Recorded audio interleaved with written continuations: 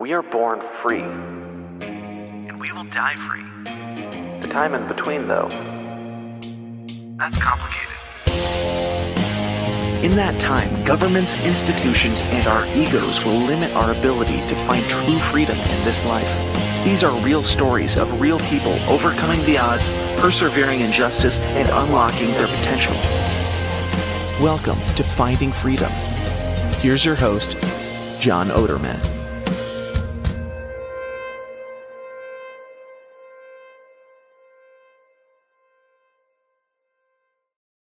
Hey, what's up, everybody? Welcome back to another episode of Finding Freedom here on the Lions of Liberty Podcast Network.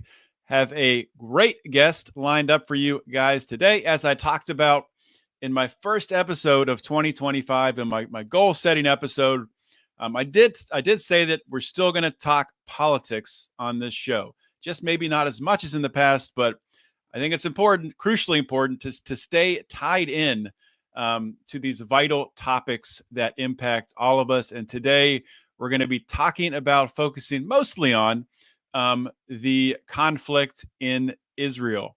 So we'll get to that in just a minute. Before I introduce my guest, this episode is sponsored by Masa Chips. If you haven't tried Masa Chips, they're fantastic. Organic corn chips, tortilla chips, fried in grass-fed beef tallow. You don't get the seed oils, none of that junk. They now have their traditional chips, their blue corn, lime, habanero chili, and churro. So a bunch of different flavors to choose from. You can get 20% off Masa Chips now at masachips.com using promo code LIONS at checkout.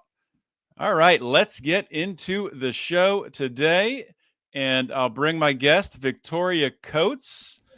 Victoria is the Vice President of National Security and Foreign Policy at the Heritage Foundation. Victoria Coates routinely appears on TV and radio. Her writing has appeared in outlets including Bloomberg, the New York Post, the Wall Street Journal. She previously served as the National Security Advisor under President Trump. And what we're mostly going to be talking about today is her new book titled The Battle for the Jewish State, How Israel and America Can Win. Victoria, welcome to Finding Freedom. Great to be with you, John. Well, thanks for making the time to join me today. And I think a good place to start, I did give an introduction for you there, a bio for you, but if you could just share with my audience, from your perspective, a little bit of your story, what brought you into this foreign policy space, and what's made you so passionate about it that you've made a career here? Well, and you actually promoted me. I was one of President Trump's deputy national security advisors. Okay. Just for the record, but with me, it starts with the PhD in Italian Renaissance art history. And if you can see anything about my office, there's sort of some unusual artwork, which stems from that. And I tell our interns that every year, and their eyes fill with horror. They all think they have to go off and get a PhD in art history. But honestly, that's where I started. I'm trained as a historian, was in academia for a number of years, and in hindsight, and this became clearer to me when I wrote The Battle for the Jewish State in the sort of early 2000s, as I was starting to look at tenure track positions, making a real commitment to academia, I was increasingly uncomfortable with where academic culture in the United States was going. I couldn't have defined it clearly for you at that time, but it was definitely a discomfort with the increasingly radical ideological approach that was taking over academia. And so I had the opportunity in 2007 to jump ship and go work for Don Rumsfeld and help him with his autobiography, which I did. And that was in essence a second PhD in national security policy this time, because he participated in national security policy from every angle of the United States government and the private sector, Congress, the White House, departments and agencies, presidential commissions. So that was highly educational and led me to a job with Senator Cruz, working in his Senate office, for 4 years during his first term, which was also very exciting. He's one of the real leaders on national security issues in the United States Senate.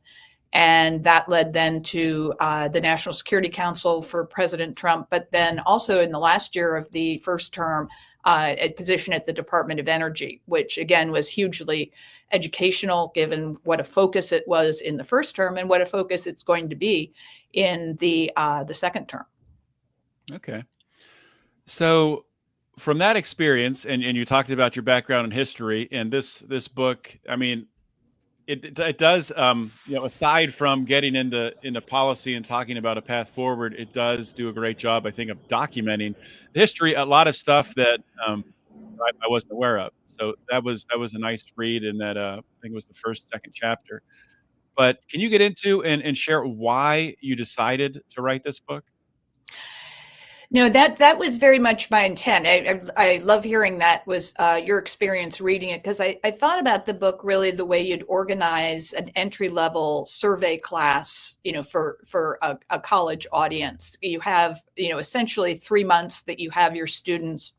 You want to give them a foundation of information that both stands on its own, but then also can serve as a stepping stone to higher study if they so desire. So, one of the questions I have been asked so frequently after the October 7th attacks on Israel in 2023 is why is the United States allied with Israel?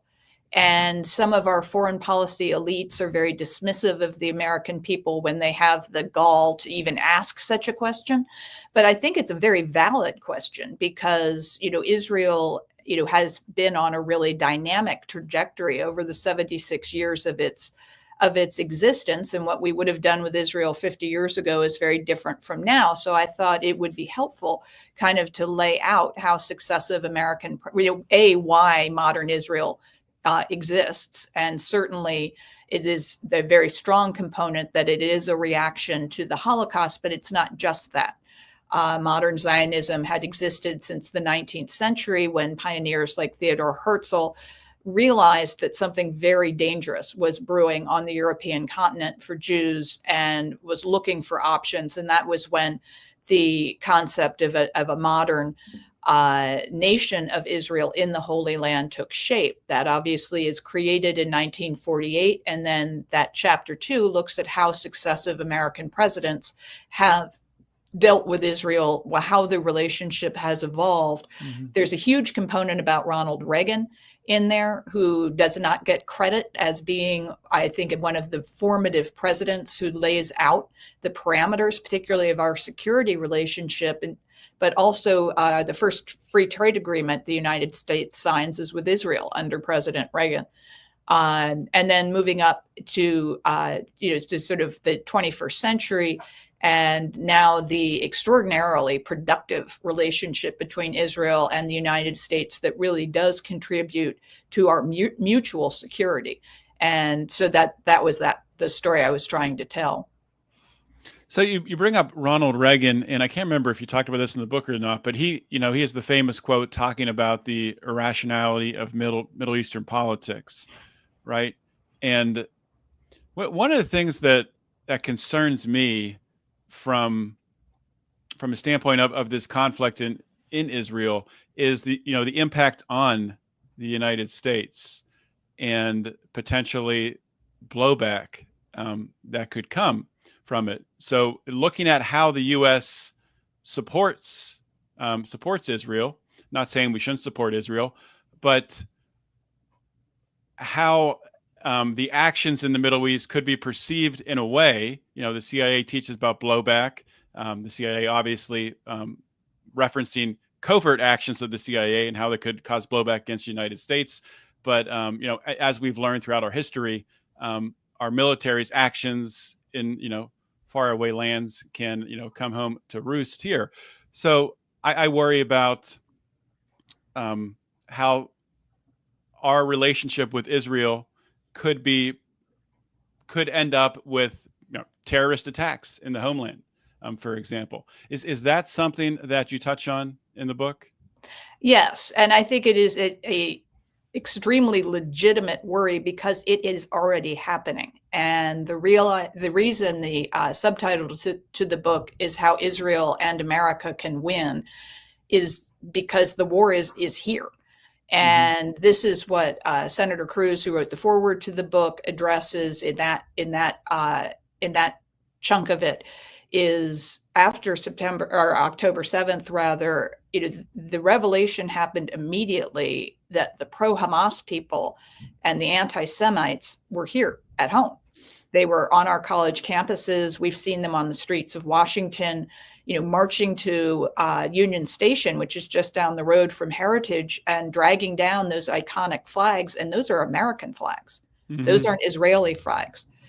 So I asked again the legitimate question of why is this the case? And as you delve into the academic theory that is driving this, and there's a reason all of this is happening on college campuses, it's because this is what our young people are being taught by design.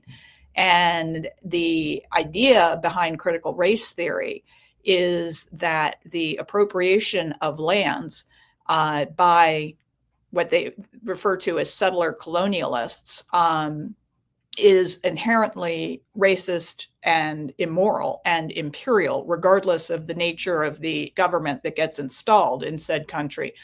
And Israel is their first target. There is an extraordinary trove of now peer-reviewed, apparently legitimate, particularly legal theory about why Israel is fundamentally illegal. But the second target there is the United States, because we are the other settler colonial nation, which is founded on a concept, not on a ethnicity. And so Israel is the first target, but make no mistake about it, we are the second target. And if we do not fight this in Israel, and this is more of an ideological fight than a shooting war, they're coming for us. And they are here in our country, regardless of what we do and do not do in the Middle East. And so, that is a disturbing reality. I think it should be for a lot of people. But the good news is that they've revealed themselves. This has happened. Now they can't go back into the bottle. We know what is happening. We know what their intent is. And I think the incoming Trump administration has signaled a very strong intention to get after this, particularly in academia, but not limited to academia, so that we don't have this problem here at home.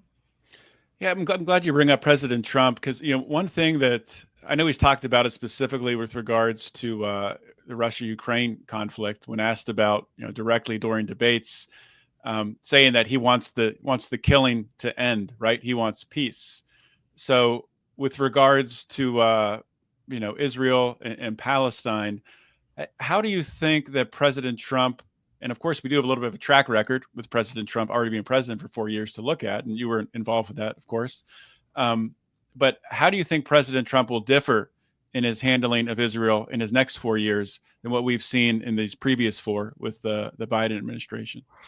Oh, I think the basic approach will be, the same. And we did not have a major breakout of terrorist violence in Israel under President Trump, which was somewhat counterintuitive, because when he came in, one of his first actions was to cut off the foreign aid funding to both the Palestinians and to the various non-governmental organizations, primarily the United Nations, that provide services to the Palestinians. But because of their virulently anti-American violent rhetoric, he cut that funding off. And we were told that when we did that this was going to cause a great surge in terrorist violence, which did not materialize. And then the second thing he did was make good on the 1994 congressional legislation designating that the U.S. embassy should move from Tel Aviv to Jerusalem, which is, of course, the capital of Israel.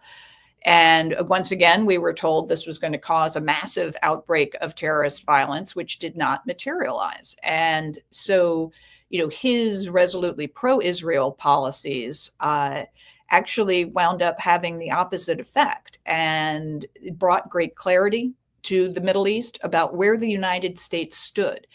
And that's what then resulted in the last year of the first term, the Abraham Accords, the first normalization peace deals between Israel and Muslim majority countries in 25 years. And again, we had been told that was impossible. John Kerry told us as a known fact that until there was a deal with the Palestinians, there would be no further peace deals. And that turned out not to be true. So, President Trump already has, as you said, a demonstrated track record of bringing peace to the Middle East. And he'd do that by making the United States position crystal clear. And the Arab nations that participated in the Abraham Accords, UAE, Bahrain, and Morocco primarily, all woke up one day and realized that not only was Israel not going away, but they didn't want Israel to go away, that they wanted partnership with the Jewish state. They wanted all of the economic and technology benefits that can bring with it. And the good news about the last year of war has been that those deals have endured. And trade is even expanding, particularly between UAE and Israel. And so that's a great good thing. And, as the president-elect has said now, he wants the war in Gaza to end. I think everybody wants the war in Gaza to end. But he has said very clearly he wants it to end in an Israeli victory. And this is one of the main themes of the book, is that, for 50 years, Arab nation states have not attacked Israel the way they did in 1967, 1973, et cetera. 1948, going all the way back. They haven't attacked in 50 years because they knew they lost and they didn't want to keep doing this expensive, painful thing. But nobody ever told the Palestinians that. And so they have become a cause, essentially. And that cause is the eradication of an actual nation state, which is modern Israel. But it's apples and oranges, and you can't force the Palestinians to be something that they're not, which is a nation state with the trappings of a nation state. So I think, the idea of winning the war, which President Trump has articulated quite clearly, is critical here if all of us are going to move on, including, however counterintuitive it might seem, the Palestinians. So what does winning the war look like? And is a viability of a two-state solution, something that you see as a possibility? Like at the end of the day, what does winning look like for Israel? I think for Israel, it means, and this is a mind shift on the part of the Palestinians, that they move on from what is their plan A right now, which is the removal of Israel. When people chant from the river to the sea, that means from the Jordan River to the Mediterranean Sea, which is the land strip that is Israel. They want all of that. And that is plan A. And that is what October 7th was designed to ignite. And I think it has to be, the Israelis have offered two states repeatedly, have taken steps to try to facilitate this, like the unilateral withdrawal from Gaza from 20 years ago.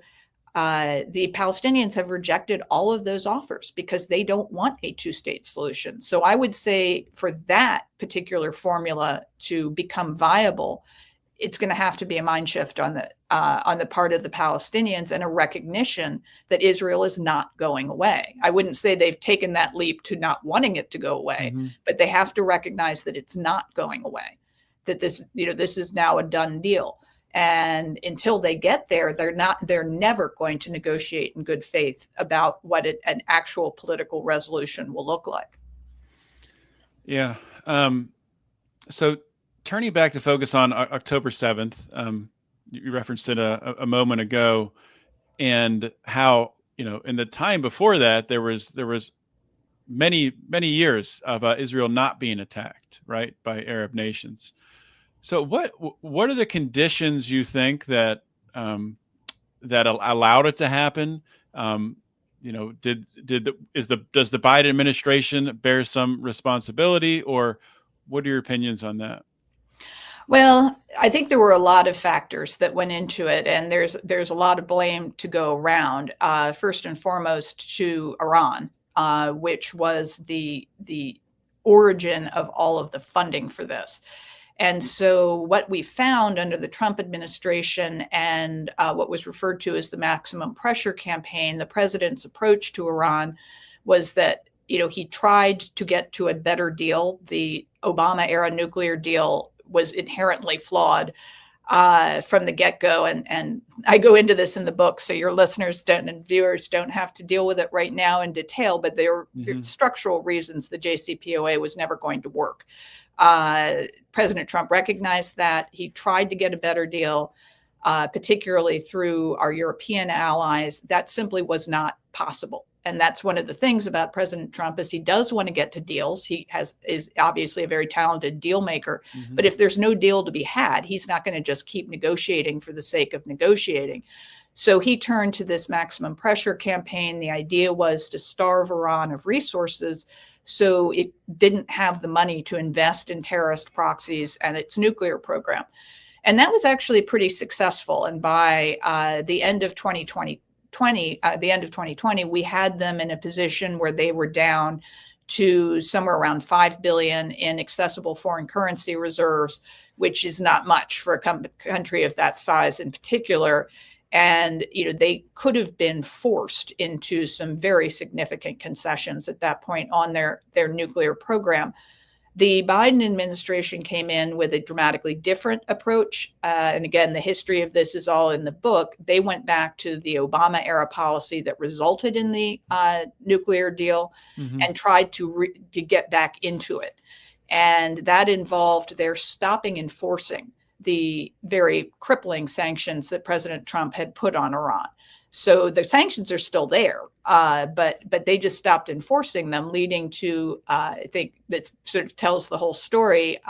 Earlier this year, Iran exported 1.7 million barrels a day to China of oil. And so those revenues shot right back up. And what the Iranians did was invest that back into their nuclear program and into their terrorist proxies. And so Hamas in Gaza, which had decided after the 2021 outbreak of violence against Israel, most of which was rocket attacks that were managed by Israel's fantastic Iron Dome missile defense system, they decided they needed to do something else, and they now had the resources. And that's when Yahya Sinwar, who's the recently deceased former head of Hamas, had the concept for October 7th and was able to, as I said, resource it using Iranian money and plan it. Yeah. So October 7th, obviously, horrendous what happened. And Israel's actions to defend themselves, totally understandable. To kind of go back to what you were talking about on college campuses and how there's been an outpouring of support. I don't want to call it outpouring, but on some college campuses, there's definitely been some support for Palestine, but even in some places, there's been support for Hamas, which is crazy. But I guess to dig into that a little bit and maybe the drivers for that. So, one thing with war today, social media is there. It's on the front lines of the war. On Twitter, you get, pictures posted of the violence of people who have been killed. And, you talked about earlier, which is understandable, how a way that, Israel winning, the end game for Israel, is to get to a point where the Arab nations understand they're not going away, right? They're here to stay. So that's their goal, which is, understandable, of course. But at the same time, I think there is a fine line they have to toe. And I've done risk management for a living, so I'm kind of coming at it from that perspective, wherein, yes, they need to get to that point where, yes, we're not going anywhere. But at the same time, in war is ugly. War is messy. Civilians are being killed. And now those images are being blasted out there on social media of women and children who have been killed during this war. And some of that, yes, it's making its way onto, young people are seeing it. And I think that is driving some of the reaction on college campuses. So I just wanted to get your opinion on towing that line of Israel, making that statement that, yes, we're here to stay, we're strong, we're defending ourselves, but at the same time being cognizant of the fact that their defense and civilian casualties that are happening are going to be weaponized against them as a way to recruit more people who are sympathetic to Hamas. Well, that is certainly true, and the Israel self-defense will recruit more people for Hamas. Has been again sort of conventional wisdom. Unfortunately, even when Israel wasn't doing this, the folks that they needed for October 7th, they had no problem recruiting. And I'll tell you, John, it is hard to make 1,500 people be that vicious simultaneously. They had to work at it. So the recruitment issue is there, I would say, regardless of what Israel does. This isn't going to make it better or worse in those terms. But I would say, it was interesting to watch because Hamas has been, as is Hezbollah in the north, very sophisticated about their public relations, and they know exactly what they're doing. And Sinwar actually talked about this. That he felt he could win on the streets of America. I call this the Vietnam playbook, even if he's losing in the battlefields in Gaza, because he is moving American public opinion. And this happens immediately on, I believe, October 18th. There were sensational news reports about Israel hitting the hospital in Gaza, and that this had been a deliberate strike by the IDF, that they were targeting civilians. They were not making good on their pledge to try to avoid civilian casualties. And this is screaming across the New York Times. And it was just as President Biden was laudably making his visit to Israel to express solidarity. And there are reports that the press pool were demanding that Air Force One be turned around because Israel had done this. And the curious thing was Al Jazeera, which is the Qatari news outlet, was reporting the strike, but at the same time reported, well, but the IDF say they weren't anywhere in the region. But nobody cared, and the condemnations rained down. And then over the course of the next 24 hours, it became clear that the IDF were nowhere near. And it was actually a Palestinian Islamic Jihad rocket that had gone awry, and that all the pictures that the New York Times was posting were of another disaster that had taken place a couple of years ago. And there were just stock disaster footage, and that the missile had actually hit a parking lot. And so this is a long-winded way of saying, that is how, the source for all of this was the Gaza Ministry of Health, which is an element of Hamas. So this is how Hamas shapes the narrative, because by the time all of this got teased out and the truth became apparent, the sort of viscerally visual image of Israel, the oppressor, victimizing innocent Palestinians was already solidified. And if you look at a platform like TikTok, for example, I think the numbers on TikTok is that the content that is promoted by the algorithm is 80% pro-Palestinian and anti-Israel. And so if you are, as you say, a college-age person who's getting a lot of their information, news, and just sort of general social content from sources like TikTok, this is what you believe. And it is a huge problem for Israel. Yeah. And I mean, talking about the New York Times using, images that aren't related is one thing, but now we live in a society, in a world where with AI, images can be created that aren't even real. Videos can be created that didn't even happen. So it is definitely a different landscape that we're entering now with, just media manipulation. And I don't think there's any real turning back from it or any way to avoid it. But before we move on, I do want to ask you some broader foreign policy questions while I have you here. But before we move on from the book, I just want to ask you, in general, is there any really important, I'm sure there's a lot, but one that comes to front of mind, an important topic or an important aspect of the book that I didn't ask you about that you'd like to share with my audience?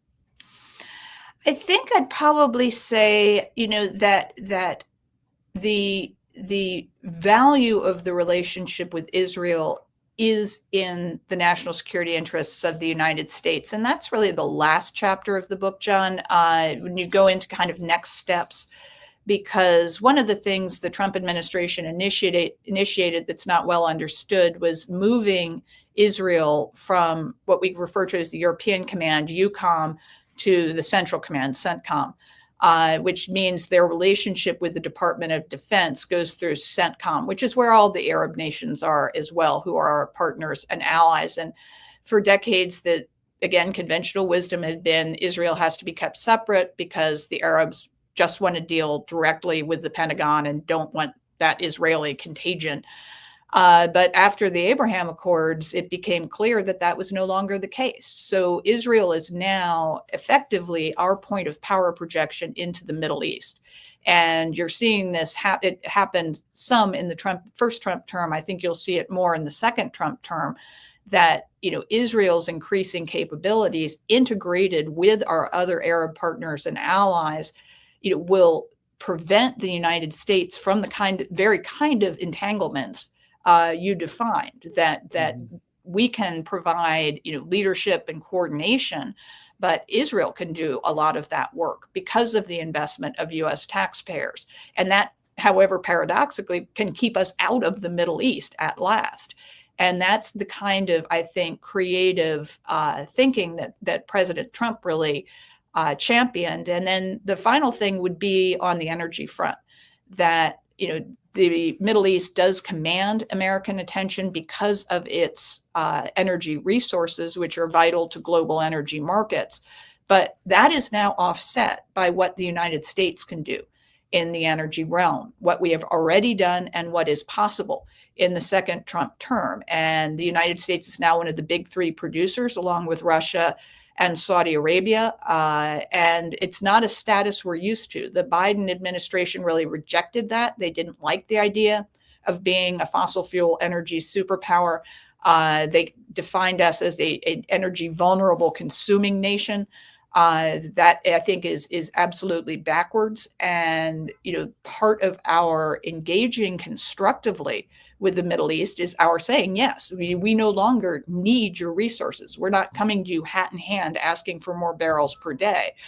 We're coming to you as a friendly competitor who, we would like to see markets stable and plentifully supplied, but we can do a lot of that on our own. That's really liberating for those of us who deal with Middle East policy. You no longer have, the absolute imperative of keeping the Strait of Hormuz to keep the flow of energy out of the Gulf. That is desirable, but it's not necessary to me for the preservation of the United States. So I would just say, as depressing as a lot of this story is, and there is a lot of failure and violence to go around, but at the same time, I think enormous opportunities in front of us, particularly in the second Trump term. So ultimately, it becomes a hopeful story. So speaking of energy, and you have a background at the DOE, and yes, I agree with you. The U.S. needs to embrace being one of the leading one of the leading producers of, I don't like the term fossil fuels. We'll just say oil and gas. But also on top of that, we need to become the producer, the leading edge. Right now, China has the edge with nuclear power, right? We've been behind. We've built one nuclear plant in the past 50 years, I think. So is that something where you see? And I know I used to work for two different nuclear power companies. I know there's a lot of regulations, a lot of hurdles. Doesn't happen overnight. But if you look forward 10, 15, 20 years, do you see that as a way the U.S. is moving, both from securing our own energy, but then, like you talked about, then protecting ourselves from needing to go hat in the hand to these countries in the Middle East?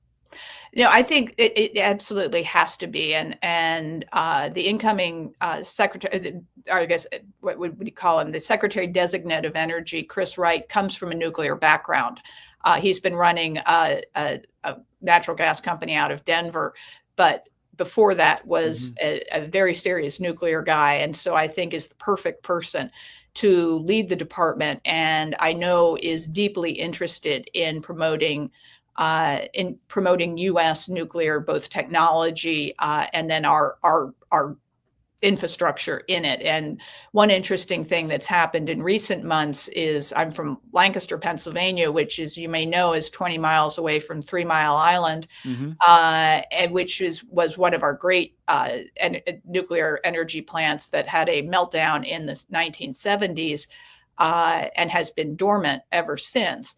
Now, it was discovered that since there actually wasn't a technical meltdown, the plant was still in very good shape, even all these years later. And they recently announced it's going to be reopened with one client, which is Microsoft. Mm-hmm. And so that is going to generate just tremendous additional electricity. Pennsylvania is already an electricity exporting state. This is going to bolster those resources. But the fact that one tech company wants an entire nuclear plant to supply it with power and is willing to pay the very stiff price tag to get that thing back up and running, I think shows you, the potential of nuclear, and particularly if we are making progress toward the small modular reactors. I've been promised one for a decade, so I'm a little leery of that. I'm happy to put it in my backyard when it shows up. But Me too. yeah, I'll put it right in my front yard. But they do claim they are much closer than they have been in the past. That then becomes both a huge resource for us here, a much lighter lift than a traditional nuclear plant, but also something we can export, particularly to the developing world, where one of those small modular reactors can just be transformative to the way people live. And so huge potential there. I think this is an area where I hope the entrepreneurs around President Trump, Elon Musk, Vivek Ramaswamy, that they really grasp the significance of this. And, we all hope that we get to cold fusion at some point, but we can't count on that. We can count on our existing civil nuclear technology and, to be a key component in our energy security going forward. 100%. Couldn't agree more. And small modular reactors. I was, a year or 2 years ago, I was very hopeful we would have one, maybe around 2032, 2033 timeframe. Now it's probably a little farther out than that. But yeah, once we get there and once we get that assembly line churning, absolutely something we can export. And that's something I'm super optimistic about when it comes to third world countries, being able to deliver these small modular reactors, these SMRs to, remote places and, in Africa, and be able to get them power for the first time can totally change the world. But one last question for you. I got you for a couple more minutes here. Just zooming out from a foreign policy standpoint, looking forward to the Trump administration. And Trump was mostly elected, I think, as a president to bring peace back. There's been these different wars erupting during the Biden administration and in Ukraine and in Israel. So what do you think and how do you think, I guess, number one, do you think Trump will lead that way with a, more peace through strength foreign policy? And how do you think he'll go about doing that? Yeah, I expect he will. I mean, he said as much. And I think he wants to end conflicts that, particularly the war in Ukraine, which is just a grinding sort of meat grinder of a conflict at this point. It isn't benefiting anyone. And I think the main imperative there is ending it on terms so that Putin doesn't do this again. That has to be the major concern because there are reports that he's scrambling planes over Poland. That's a NATO ally. We then have very serious treaty obligations that we don't have to Ukraine, which makes that a more dangerous situation in terms of a broader war in Europe. And the other main difference, John, that I think is a big change from 2017 when we came in, is the degree to which China is organizing this sort of axis of anti-Americanism, which is China, Russia, Iran, and North Korea. You can call it CRINC for shorthand. But China is completely masterminding this. They are the bankers to both the Russians and the Iranians, as well as the sole source of support to North Korea. So those countries are completely reliant on them. I wouldn't call it an alliance because it's not the way we think about it. It's dependence on a stronger principle. But China's present everywhere. I mean, Chinese ships are dragging cables in the Baltic Sea. That shouldn't be. North Korean troops are in Russia now participating in the war effort. Iranian drones are flying over Ukraine. This is a new kind of witch's brew of anti-Americanism. Mm-hmm. But the good news is it's revealed itself. I mean, this is completely brazen. And I think if you then treat that problem synthetically as ultimately a China problem, which is how the president-elect has defined it, then that there isn't going to be some kind of grand bargain with Russia, because they're essentially China at this point. And you're going to have to deal with that holistically. So I think you will see a very, very strong China policy out of this administration. It'll probably be the most defined and clear. It will, I think, be the driver behind the national security strategy that they're already working on. My friend Bridge Colby will be going into the Pentagon as the Undersecretary for Policy. He will play a huge role both in the national security strategy and will be the author of the National Defense Strategy, which will be these foundational documents laying out the problem from China and how the United States is going to contend with it. And I think it's important to say that, as President Trump has, that war with China is not in anyone's interest. It is not what we want under any circumstances. And what we're trying to do is prevent that.